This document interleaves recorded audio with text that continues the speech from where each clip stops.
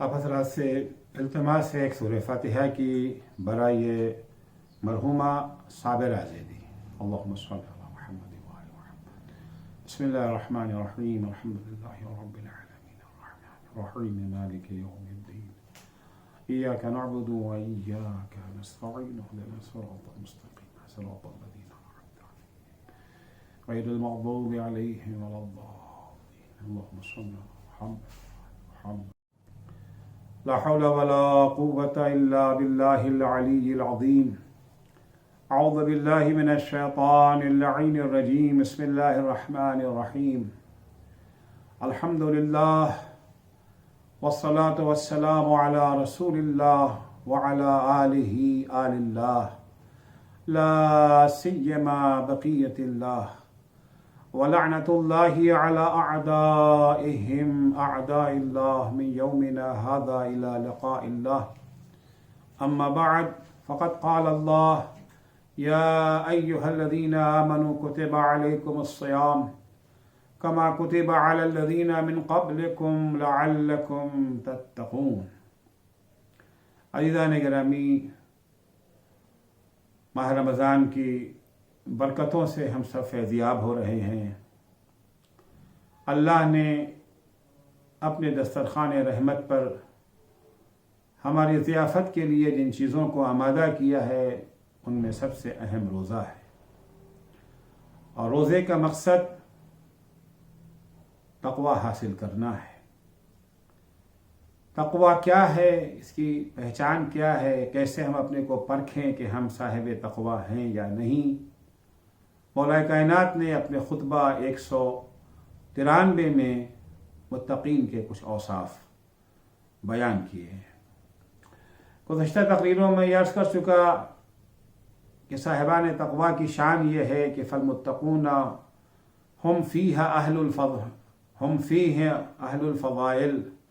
صاحبان تقوی وہ ہیں جن کے اندر تمام فضائل یکجا ہو گئے ہیں. منطقهم الصواب، جب وہ بولتے ہیں تو حق اور سچ بولتے ہیں. وملبسهم الاقتصاد، ان کا لائف اسٹائل کفایت شعری کے ساتھ ہے، اقتصاد کے ساتھ ہے، میانہ روی کے ساتھ ہے. ومشیهم التواضع، ان کی چال ڈھال میں انکسار اور تواضع پایا جاتا ہے. وعضوا ابصارهم عما حرم الله ووقفوا اسماعهم على العلم النافع لهم. ان چیزوں کی طرف نگاہ کرنا اللہ نے حرام قرار دیا ہے، ادھر آنکھ اٹھا کے بھی نہیں دیکھتے. اور اپنے کان کو انہوں نے وقف کر دیا ہے مفید اور فائدہ بخش علم کے لیے. نزلت انفسهم منهم في البلاء كالتي نزلت في الرخاء. حالات اچھے ہوں یا برے، ان کی نگاہوں میں دونوں حالات یکساں ہوتے ہیں اور ایک ہی طرح سے اللہ کے شاکر ہوتے ہیں. وَلَوْلَا الْأَجَلُ الَّذِي كَتَبَ اللَّهُ عَلَيْهِمْ لَمْ تَسْتَقِرْ أَرْوَاحُهُمْ فِي أَجْسَادِهِمْ طَرْفَةَ عَيْنٍ شَوْقًا إِلَى الْجَنَّةِ وَخَوْفًا مِنَ الْعِقَابِ. اگر اللہ نے موت کا ایک وقت مقرر نہ کر دیا ہوتا کہ اس سے پہلے موت آئے گی نہ اس کے بعد، ایک لحظے کے لیے بھی ان کی روح ان کے بدن میں نہ ٹکتی، ثواب کے شوق میں اور عذاب کے خوف سے. عظم الخالق فی انفسہم فصغر ما دونه فی اعینہم. ان کی نگاہ میں اللہ اتنا عظیم ہے کہ ما سوی اللہ ان کی نظروں میں حقیر ہو گیا. قلوبہم محزونہ، ان کے دل غمزدہ ہوتے ہیں. اور آج جس صفت کی طرف اشارہ کرنا ہے وہ ہے وَشُرُورُهُمْ مَعْمُونَةٌ. خلق خدا ان کے شر سے محفوظ رہتی ہے، کیونکہ ہر قسم کے شر کی جڑ دنیا کی محبت ہے، اور صاحبان تقوی کا دل محبت دنیا سے خالی ہوتا ہے. بندگان خدا کو شر سے محفوظ رکھنا اسلامی تعلیمات کا بنیادی حصہ ہے.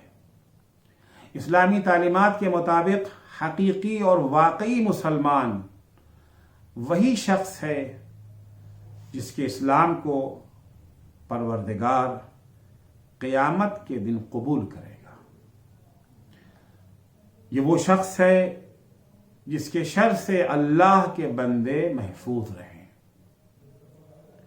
ورنہ دنیا میں تو ہم ہر اس شخص کو مسلمان ماننے پر مجبور ہیں جو توحید و رسالت کا اقرار کرتا ہے، لیکن قیامت میں اللہ انہی لوگوں کو مسلمان مانے گا، صرف اور صرف انہی لوگوں کو مسلمان مانے گا، اور جو انعامات اس نے مسلمانوں کے لیے مقرر کیے ہیں یہ انعامات انہی لوگوں کو ملیں گے جن کے شر سے اللہ کے بندے محفوظ ہوں۔ امام جعفر صادق علیہ السلام کا ارشاد ہے کہ المسلم من سلم الناس من یدہ ولسانہ، مسلمان وہ ہے جس کے ہاتھ اور زبان کے شر سے لوگ محفوظ رہیں۔ اگر ہم اپنے اسلام کو پرکھنا چاہتے ہیں کہ پروردگار کی نظر میں ہمارے اسلام کی کیا قیمت ہے، تو امام جعفر صادق علیہ السلام نے بہترین کسوٹی ہمیں عطا فرمائی ہے۔ اگر لوگ ہمارے ہاتھ اور زبان کے شر سے محفوظ ہیں تو اللہ کی نگاہ میں ہم یقیناً مسلمان ہیں، اور اگر ہم کسی کی عزت و آبرو سے کھلواڑ نہیں کرتے، اگر کسی کی توہین نہیں کرتے، اگر کسی پر تہمت نہیں لگاتے، اگر کسی کی غیبت نہیں کرتے، اگر کسی کو دھوکہ نہیں دیتے، اگر کسی کا مال غصب نہیں کرتے، اگر کسی بے گناہ پر ہاتھ نہیں اٹھاتے، اگر فتنہ و فساد کی آگ نہیں بھڑکاتے، اور بہت سے دوسری اخلاقی برائیوں سے ہم اگر دور ہیں تو ہم اپنے کو بشارت دے دیں کہ ہم مسلمان ہیں اللہ کی نگاہ میں، اور پھر روز عید منائیں کہ الحمدللہ ہم عام لوگوں کی نگاہ میں تو مسلمان ہیں ہی، اللہ جل شانہ کی نظر میں بھی ہم مسلمان ہیں۔ ورنہ اس مختصر سی حدیث میں امام جعفر صادق علیہ السلام نے پورا عملی اسلام سمیٹ دیا ہے۔ اللہ جل شانہ کی ذات شر سے مبرہ و منزہ ہے، وہ سرچشمہ خیر ہے، اور اپنے بندوں کو بھی شر سے دور خیر رسا دیکھنا چاہتا ہے۔ اللہ جل شانہ نے اس کائنات میں جو کچھ پیدا کیا وہ سب سر تا پا خیر ہی خیر ہے۔ اگر ہمیں اس کائنات میں کچھ شر نظر آتا ہے تو وہ یا تو ہماری نظر کا دھوکہ ہے، ہماری کم علمی ہے کہ ہم خیر کو شر سمجھ بیٹھے ہیں، یا اپنی نادانی کے باعث خیر کو شر میں تبدیل کر بیٹھے ہیں۔ مثال کے طور پر ہم عام طور سے مائکروب کو شر اور نقصان دہ سمجھتے ہیں، جبکہ یہ مائکروب سرچشمہ خیر ہے۔ اگر ہم اعتدال کی زندگی بسر کریں اور اللہ کے بنائے ہوئے سسٹم میں بدنظمی ایجاد کرنے کی کوشش نہ کریں تو یہی مائکروب جسے ہم شر سمجھتے ہیں، یہ مائکروب ہمارے لیے سرچشمہ خیر ہے۔ یہی مائکروب جسے ہم شر مطلق تصور کرتے ہیں وہ ہمارے جسم میں نہایت معمولی سوراخ کے ذریعے داخل ہوتا ہے، اس کے داخل ہوتے ہی ہمارے بدن کے اندر موجود میگنیزم ایکٹیو ہو جاتا ہے، اور اس مائکروب سے لڑنے کے لیے ہمارے خون کے سفید ذرات وائٹ سیلز جو تجربہ کار اور منظم سپاہیوں کی طرح ہمارے بدن میں موجود ہیں، یہ میکنزم انہیں حرکت میں لاتا ہے۔ یہ سپاہی فوراً ہی مائکروب کے خلاف جنگ چھیڑ دیتے ہیں، جس کے نتیجے میں یہی مائکروب جو بظاہر سر تا پا شر نظر آتا ہے، خیر کا سرچشمہ بن جاتا ہے، ہمیں نقصان پہنچائے بغیر ہمارے بدن کے سیلز کی پرورش کا ذریعہ بن جاتا ہے۔ اگر یہ مائکروب ہڑتال پر چلے جائیں اور ہمارے جسم پر حملہ نہ کریں تو ہمارے بدن کا ارتقاء یا رک جائے گا یا اس کی رفتار بہت سست ہو جائے گی۔ ایک دانشور کا بیان ہے کہ سب سے لمبے انسان کا قد ایسی صورت میں جب مائکروب ہمارے بدن پہ حملہ آور نہ ہوتے تو شاید 80 سینٹی میٹر سے زیادہ نہ ہوتا۔ اگر یہ مائکروب نہ ہوتے تو ہمارے بدن کے سیلز کاہل و سرگرداں رہ جاتے اور ان میں کوئی خاص ترقی رونما نہ ہوتی۔ البتہ ہم اپنی نادانیوں کے سبب اپنے خون کے وائٹ سیلز کو کمزور بنا کر مائکروب کے حملوں کے لیے میدان کھلا چھوڑ دیتے ہیں، جس کے نتیجے میں ہمیں مائکروب سے خیر پہنچنے کے بجائے شر پہنچتا ہے۔ جب یہ مائکروب ہمارے وائٹ سیل پر غالب آ جاتے ہیں تو ہمارے بدن کے اندر بیماریاں یہ جو ہے رونما ہوتی ہیں۔ خون کے سفید ذرات وائٹ سیل کے کمزور پڑنے کا ایک بڑا سبب اسٹریس ہے۔ اللہ جل شانہ نے ہمیں اسٹریس سے محفوظ رہنے کا گر سکھایا ہے۔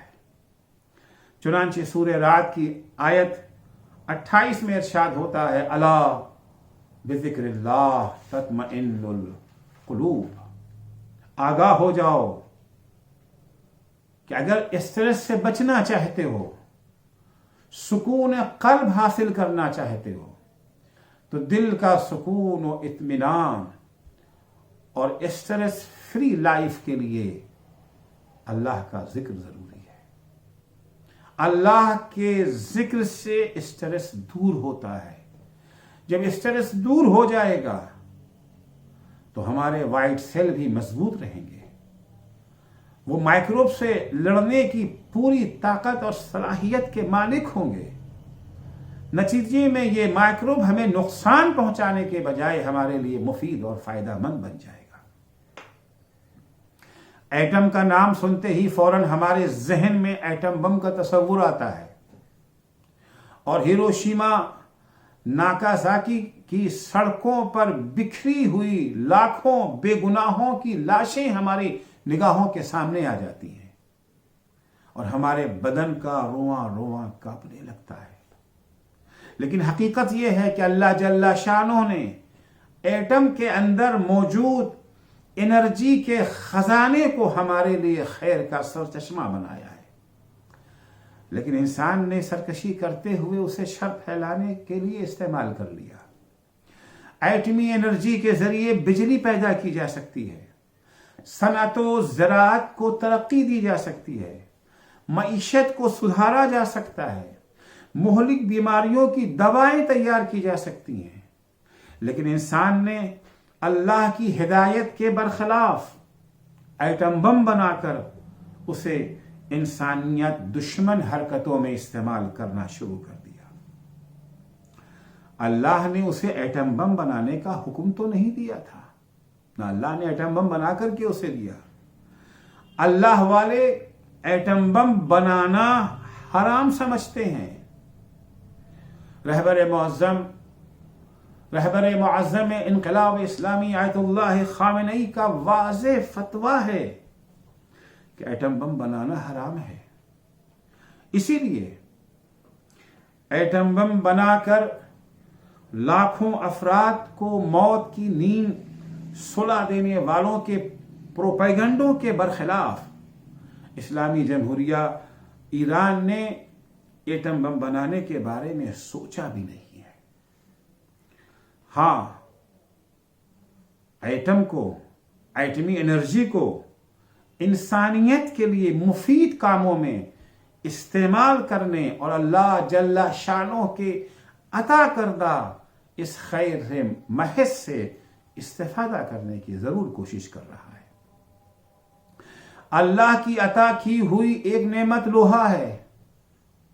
لوہے کے انکشاف کے بعد انسانی تمدن کا چہرہ بدل گیا اور ترقی کی رفتار میں کئی گنا اضافہ ہو گیا، لیکن انسان اس چشمہ خیر کو بھی شر میں تبدیل کرنے میں کوئی کسر چھوڑنے کو تیار نہیں ہے۔ انسان نے اسے قتل و غارت کا وسیلہ بنا لیا۔ سورہ روم کی آیت 41 میں اس حقیقت کو قرآن مجید نے کتنے حسین انداز میں پیش کیا ہے۔ ظہر الفساد فی البر والبحر بما کسبت ایدی الناس۔ آج دنیا میں ہر طرف فتنہ و فساد پھیلا ہوا ہے، جنگ و خونریزی کا بازار گرم ہے۔ کیوں؟ بما کسبت ایدی الناس، اس لیے کہ انسان نے اپنے اختیارات سے ناجائز فائدہ اٹھاتے ہوئے اللہ نے جن چیزوں کو سرچشمہ خیر بنایا تھا انہیں شر میں تبدیل کر دیا۔ یہ انسان کی اپنی کرتوتوں کا نتیجہ ہے، جس کی بنا پر آج فتنہ و فساد پھیلا ہوا ہے۔ ورنہ اگر اللہ کے بتائے ہوئے راستے پر انسان چلتا تو آج دنیا امن کا گہوارہ ہوتی۔ آج دنیا میں نہ کوئی بھوکا ہوتا، نہ کوئی پیاسا ہوتا، نہ کوئی دوا کے لیے تڑپ رہا ہوتا، نہ کوئی بیماری میں دوا نہ ملنے کے باعث ایڑیاں رگڑ رگڑ کے دم توڑ رہا ہوتا۔ قرآن مجید نے کن چیزوں کو شر قرار دیا ہے؟ وہ چیزیں ہیں جنہیں قرآن نے شر قرار دیا۔ دیکھیں، آیا اسے اللہ نے شر بنایا ہے یا وہ شر انسان کا پیدا کردہ ہے اللہ کے راستے سے انحراف کرنے کی بنا پر؟ قرآن مجید نے سورہ انفال آیت 22 میں کچھ چیزوں کی طرف اشارہ کیا ہے۔ دیکھیں اس میں انسان کا ہاتھ کتنا ہے۔ ارشاد ہوتا ہے اِنَّ شَرَّ الدَّوَابِ عِندَ اللَّهِ الصُّمُّ الْبُكْمُ الَّذِينَ لَا يَعْقِلُونَ۔ شر ہی نہیں، شریر ترین، سب سے بڑے شر وہ افراد ہیں، وہ اندھے، وہ گونگے، بہرے افراد ہیں جنہوں نے اپنی عقل پر تالا لگا رکھا ہے۔ اللہ نے انہیں حق سننے کے لیے کان تو دیا ہے، لیکن اللہ کی ہدایت کے برخلاف انہوں نے حق سننے سے اپنے کان کو محروم کر رکھا ہے۔ حق سننے سے کان کو محروم کرنے کی بنا پر یہ انسان شر بن گیا۔ اللہ نے انہیں حق دیکھنے کے لیے آنکھیں تو دی ہیں، لیکن اللہ کی نصیحتوں کے برخلاف وہ حق دیکھنے کو تیار نہیں ہوتے، جس کے نتیجے میں یہ انسان جسے سرچشمہ خیر ہونا چاہیے تھا سرچشمہ شر بن گیا۔ اللہ نے تفکر و تدبر کے لیے عقل سے نوازا تھا، لیکن انسان نے اس عقل پہ تالا لگا دیا۔ تالا لگانے کی بنا پر یہ شر بن گیا۔ تو اللہ نے اسے خیر بنانے کا تو پورا انتظام کر رکھا تھا، اپنے اختیار و آزادی سے ناجائز فائدہ اٹھا کر کے انسان شر کا پتلا بن گیا۔ سورہ انفال کی آیت نمبر 55 میں ارشاد ہوتا ہے کہ اِنَّ شَرَّ الدَّوَّابِ عِندَ اللَّهِ الَّذِينَ كَفَرُوا فَهُمْ لَا يُؤْمِنُونَ۔ شریر ترین افراد اللہ کی نگاہ میں وہ ہیں، مجسمہ شر اللہ کی نگاہ میں وہ افراد ہیں جو ایمان لانے کے بجائے جنہوں نے کفر اختیار کر لیا، جو اللہ اس کے رسول اور قیامت وغیرہ پر ایمان لانے کو تیار نہیں ہوتے ہیں۔ اللہ جل شانہ نے انسان کو ایمان کی دولت سے مالا مال کر کے بھیجا تھا، اس کی فطرت میں ایمان شامل کر کے پیدا کیا تھا۔ بعد میں اس کے ماں باپ نے اپنی ذمہ داریوں سے انحراف کرتے ہوئے اسے گمراہ کر دیا، اور اس نے خود بھی اللہ کے عطا کردہ اختیار و آزادی سے ناجائز فائدہ اٹھاتے ہوئے اپنی عقل کو معطل کر کے کفر کا راستہ اختیار کر لیا، ورنہ اللہ نے تو اسے زیور ایمان سے آراستہ کر کے بھیجا تھا۔ چنانچہ سورہ حجرات کی آیت نمبر 8 میں ارشاد ہوتا ہے وَلَكِنَّ اللَّهَ حَبَّبَ إِلَيْكُمُ الْإِيمَانَ، اللہ نے ایمان کو تمہارے لیے محبوب قرار دیا ہے۔ اگر تم اپنی عقل کی طرف رجوع کرتے، اگر تم اپنی فطرت کی طرف رجوع کرتے تو تمہیں نظر آتا کہ ایمان تو بڑی پسندیدہ اور محبوب چیز ہے۔ وَزَيَّنَهُ فِي قُلُوبِكُمْ، اللہ نے تمہارے دلوں میں ایمان کو زینت بخشی ہے۔ وَكَرَّهَ إِلَيْكُمُ الْكُفْرَ وَالْفُسُوقَ وَالْعِصْيَانَ، تمہاری فطرت اور تمہاری عقل، تمہارے ضمیر کی نظر میں کفر، بدکاری اور گناہ جو ہے یہ ناپسندیدہ ہے۔ لیکن کیا کیا جائے، تم نے اپنی عقل ہی کو تالا لگا دیا۔ جن لوگوں نے اپنی عقل کو بیدار رکھا، اپنی فطرت کو بیدار رکھا، اپنے ضمیر کو آزاد رکھا، جنہوں نے اپنی فطرت کی آواز کو سنا، اس کا گلا نہیں گھوٹا، اپنی عقل پر پردے جن لوگوں نے نہیں ڈالے ہیں، اولئک ھم الراشدون، وہ لوگ ہدایت پا گئے۔ ان کی نگاہ میں ایمان محبوب ہے، ان کی نگاہ میں گناہ ناپسندیدہ چیز ہے، اطاعت خدا ناپسندیدہ چیز نہیں ہے ان کی نگاہ میں۔ معصومین علیہ السلام نے بھی اپنے بیانات میں شر کا تعارف کرایا ہے تاکہ ہم اس سے دور رہ کر خیر کا سرچشمہ بنے رہیں۔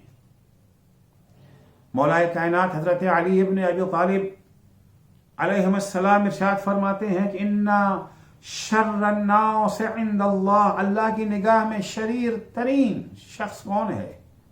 امام جائر، وہ شخص جو خود کو لوگوں کا پیشوا بنائے ہوئے ہے لیکن جائر ہے، ظالم ہے، عادل نہیں ہے۔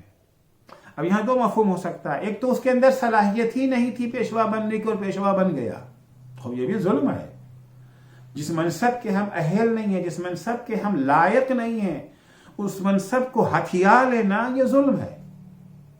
کچھ افراد ہوتے ہیں کہ نہیں، صلاحیت تو ان کے اندر تھی پیشوا بننے کی، لیکن پیشوا بننے کے بعد انہوں نے عدل و انصاف کے جادے پر چلنے کے بجائے ظلم و ستم کا راستہ اپنا لیا۔ بہرکیف جس صورت میں بھی ہو، وہ افراد جو امام جائر ہیں، ظالم پیشوا ہیں، یہ بدترین افراد ہیں اللہ کی نگاہ میں۔ اللہ نے ایسے لوگوں کو پیشوا نہیں بنایا ہے، اللہ نے تو انہیں پیشوا بنایا ہے جن کے اندر پیشوا بننے کی صلاحیت بھی ہو، عدل اور قسط کے ذریعے وہ امام اور پیشوا بنے ہوں، اور امام اور پیشوا بننے کے بعد بھی ظلم و ستم کی طرف آنکھ اٹھا کے بھی نہ دیکھیں۔ ہر عمل ان کا عدل اور انصاف کی بنیاد پر ہو۔ تو شریر ترین افراد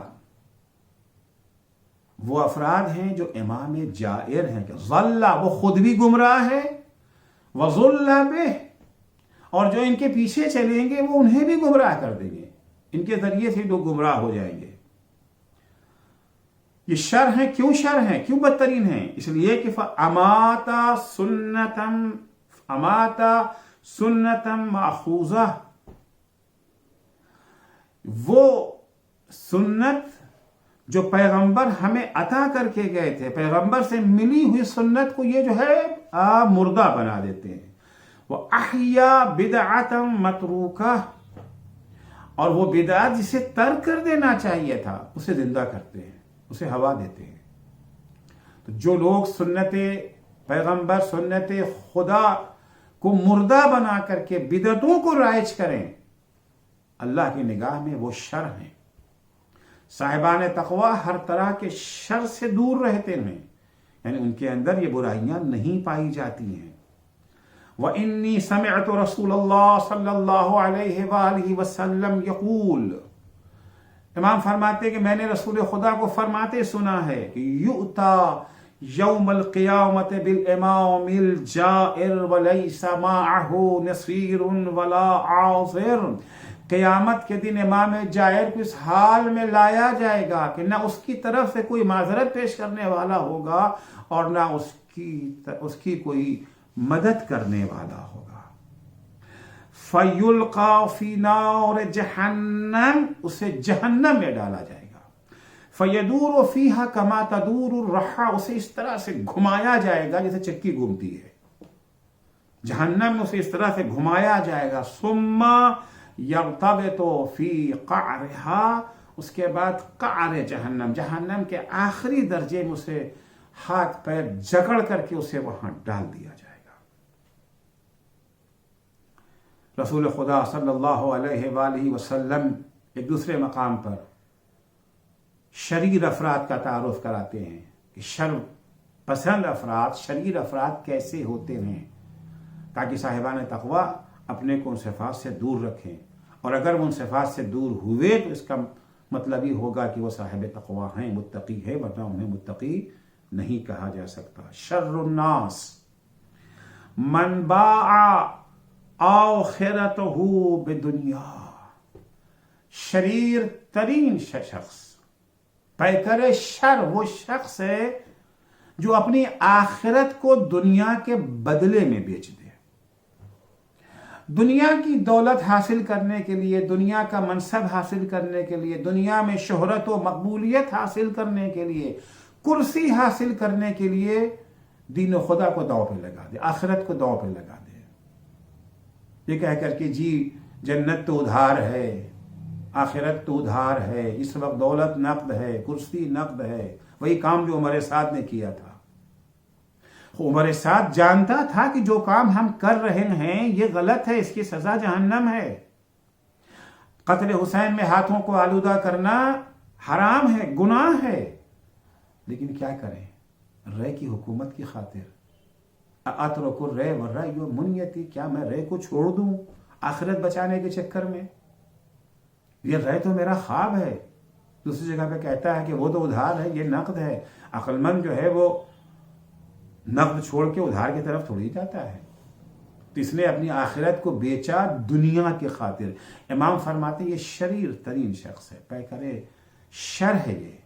وَشَرٌّ مِّن ذَلِكَ، لیکن اس سے بھی زیادہ ہے شریر وہ ہے من باع آخرتہ بدنیا غیر، اس سے بھی زیادہ شریر وہ ہے جو دوسروں کی دنیا کی خاطر اپنی آخرت کو تباہ کر دے۔ یزید کی حکومت کو بچانے کی خاطر کتنوں نے کربلا میں امام حسین کے خلاف جنگ میں حصہ لیا، حکومت اس کی بچے گی، خلافت اس کو ملے گی، جہنم کی آگ انہوں نے خرید لی۔ تو جو افراد دنیا کی خاطر دین کو قربان کر دیتے ہیں یہ پیکر شر ہیں۔ متقین کبھی ایسا نہیں، متقین دنیا کو ٹھوکر مار دیتے ہیں اپنی آخرت سنوارنے کے لیے۔ مولا کائنات حضرت علی ابن ابی طالب علیہ الصلوۃ والسلام سے بھی حدیث ہے، حضرت فرماتے ہیں شر الناس من یظلم،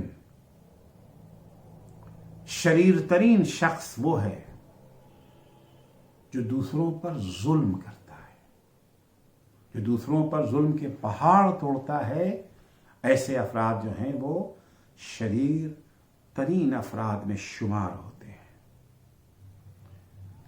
سرکار ختم مرتبہ حضرت محمد مصطفیٰ صلی اللہ علیہ وآلہ وسلم ایک دوسری حدیث میں صاحبان شر کا تعارف ان لفظوں میں فرماتے ہیں کہ شر الناس عند اللہ یوم القیامہ الذین یکرمون اتقاء شرہم، قیامت کے دن اللہ کی نگاہ میں شریر ترین افراد وہ ہیں جن کا دنیا میں احترام کیا جاتا ہے، جن کی لوگ عزت کرتے ہیں، جن کے سامنے تواضع اور انکساری سے پیش آتے ہیں، ان کے علم، ان کی تقوی، ان کی شرافت، ان کی خدمت کی بنا پہ نہیں، بلکہ ان کے شر کے خوف سے کہ اگر ان کا احترام نہ کریں گے، اگر ان کی عزت نہ کریں گے، اگر ان کو سلام نہ کریں گے تو یہ ہمیں نقصان پہنچا دیں گے، ہماری جان کو نقصان پہنچا دیں گے، ہمارے مال کو نقصان پہنچا دیں گے، ہمارے بال بچوں کو نقصان پہنچا دیں گے۔ ان کے شر کے ڈر سے لوگ ان کا احترام کرتے ہیں. جن کا احترام، جن کی عزت ان کے شر کے خوف سے کی جائے، قیامت کے دن اللہ کی نگاہ میں یہ شریر ترین افراد مانے جائیں گے. مولا کائنات نہج البلاغہ کی حکمت 269 میں وہ افراد جو پیکر شر ہیں ان کا تعارف کچھ ان لفظوں میں فرماتے ہیں. فرماتے یاتی علی الناس زمان لا یبقى من القرآن الا رسمه. ایک ایسا زمانہ، ایک ایسا دور بھی آئے گا جب قرآن کے فقط نقش و نگار باقی رہ جائیں گے، صرف تحریر قرآن کی باقی رہ جائے گی. وَمِنَ الْإِسْلَامِ إِلَّا اسْمُهُ، اسلام کا صرف نام رہ جائے گا. نہ قرآن کی ہدایات پر عمل کیا جائے گا، نہ اسلام کی تعلیمات کو اہمیت دی جائے گی. مَسَاجِدُهُمْ يَوْمَئِذٍ عَامِرَةٌ مِّنَ الْبِنَاءِ. ان کی مسجدیں اس زمانے میں بلڈنگ کے اعتبار سے تو بڑی آباد ہوں گی، شاندار خوبصورت سجی سجائی مسجدیں ہوں گی. خراب من الہدی، لیکن ہدایت کے اعتبار سے وہ تباہ و برباد ہوں گی. خود مسجدوں کا مقصد، مسجدیں مرکز ہدایت ہیں.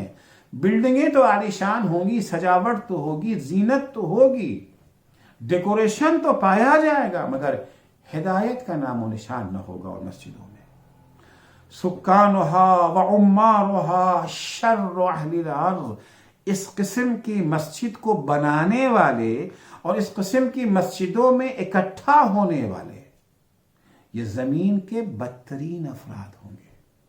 روئے زمین پر بسنے والے شریر ترین افراد ہوں گے. منہم تخرج الفتنہ، یہ فتنوں کی جڑ ہوں گے، انہی سے فتنے جو ہے پھیلیں گے. وَإِلَيْهِمْ تَعْوِي الْخَطِيَّةُ، اور تمام غلطیوں، خامیوں، لغزشوں اور گناہوں کی پناہ گاہ یہی افراد ہوں گے. ہر گناہگار کو پناہ ایسے لوگ دیں گے، یہی جنہوں نے مسجد بنائی ہے، جو مسجد میں اکٹھا ہوتے ہیں. کیسی مسجد؟ جہاں ہدایت کا نام و نشان نہیں پایا جاتا. یردون من شذ عنہا، جو ان کے فتنے سے دور ہٹنا چاہیں گے انہیں یہ زبردستی واپس لائیں گے. یردون من شذ عنہا فیہا، جو اس فتنے سے دور بھاگیں گے دوبارہ وہ کھینچ کے اس فتنے میں لائیں گے. وَيَسُوقُونَ مَن تَأَخَّرَ إِلَيْهَا، جو ابھی ان کے فتنے کے شکار نہیں ہو سکے ہیں انہیں بھی یہ فتنے کی طرف ہکا کے لائیں گے. خوب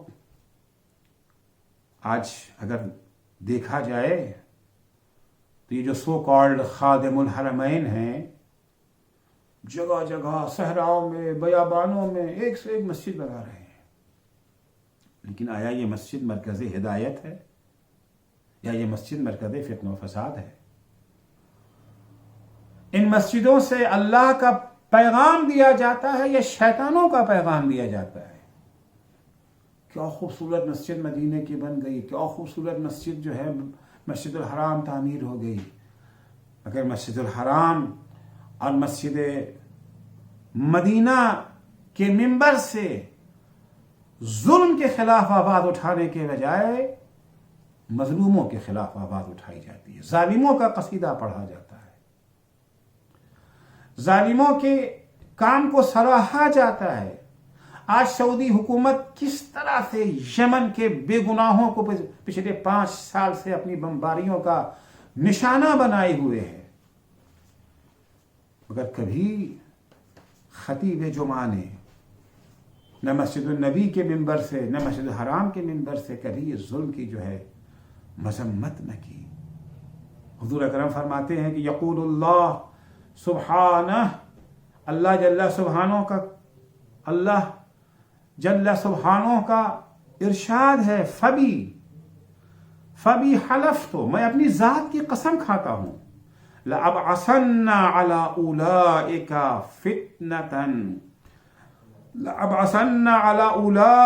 فِتْنَةً تَتْرُكُ الْحَلِيمُ فِيهَا حَيْرَانًا. میں اپنی ذات کی قسم کھا کر کے کہتا ہوں کہ ہم ان لوگوں کو، ایسے اشخاص کو، ان شریروں کو جو پیکر شر ہیں، ایسے فتنہ و فساد میں مبتلا کریں گے کہ صاحب عقل بردبار انسان بھی حیرت زدہ رہ جائے گا۔ مولا فرماتے ہیں قد فعل، اور یقیناً ایسا ہو کر رہے گا۔ وَنَحْنُ نَسْتَقِيلُ اللَّهَ عَصْرَةَ الْغَفْلَةِ، ہم اللہ سے غفلت کی لغزشوں سے پناہ چاہتے ہیں۔ جو کچھ مولا نے بیان کیا، آج کے زمانے میں سب کچھ نظر آ رہا ہے۔ حفظ قرآن کے کتنے مدرسے قائم ہو رہے ہیں دنیا میں، قرأت کے کتنے مقابلے ہو رہے ہیں، صوت و لحن کا مقابلہ، سانس کا مقابلہ ہو رہا ہے، کون ایک سانس میں کتنی آیتیں پڑھ لیتا ہے۔ لیکن فہم قرآن کے کتنے مقابلے ہوتے ہیں، قرآن میں تدبر کے کتنے مقابلے ہوتے ہیں، قرآن پر عمل کے کتنے مسابقے ہوتے ہیں۔ وہی ہے نا، لا یبقى من القرآن الا رسمہ ومن الاسلام الا اسمہ۔ خدا بند متعال سے دعا ہے کہ خدا بند متعال ہمیں ان تمام اقسام کے شر سے محفوظ رکھے، ان اقسام کے شر کا سرچشمہ ہم نہ بن سکیں۔ کیوں؟ اس لیے کہ مولا کائنات حضرت علی ابن ابی طالب علیہ السلام جب متقین کے اوصاف بیان فرماتے، اہم صفت یہ ہے وَشُرُورُهُمْ مَعْمُونَةٌ، خلق خدا ان کے شر سے محفوظ رہے۔ اگر ہمارے اندر یہ شر پائے جاتے ہیں، جس کی طرف اب میں نے اشارہ کیا قرآنی آیات و احادیث کی روشنی میں، تو یقین کر لے کہ ہم ابھی تک زیور تقویٰ سے آراستہ نہیں ہو سکے ہیں۔ ہمارا روزہ نہیں ہے بلکہ صرف فاقہ ہے۔ والسلام علیکم ورحمۃ اللہ وبرکاتہ۔